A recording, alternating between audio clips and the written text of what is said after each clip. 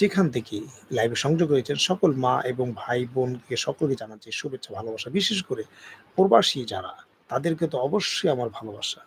কারণ আজকের এই বাংলাদেশ টিকে আছে এই প্রবাসীদের ঘামে।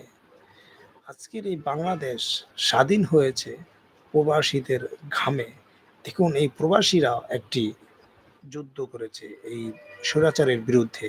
স্বৈরাচার হাসিনা তার বিরুদ্ধে এই প্রবাসীরাই সবচেয়ে বড় শক্তি হয়ে দাঁড়িয়েছিল।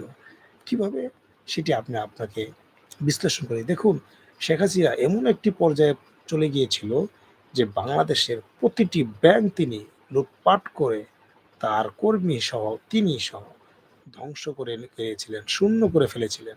ঠিক সেই মুহূর্তে যখন রেমিট্যান্স প্রবাসীরা বন্ধ করে দিল, বৈদেশিক মুদ্রা যখন বাংলাদেশে পাঠাতে বন্ধ করে দিল, ঠিক তখনই তার শক্তি অর্ধেকে চলে আসলো এবং সেই অর্ধেক শক্তিতেই বাংলাদেশের মানুষ শেখ হাসিনাকে পতন করতে বা তার পতনে সহায়তা করেছে এই প্রবাসীরা। আজকের সেই প্রবাসীদেরকে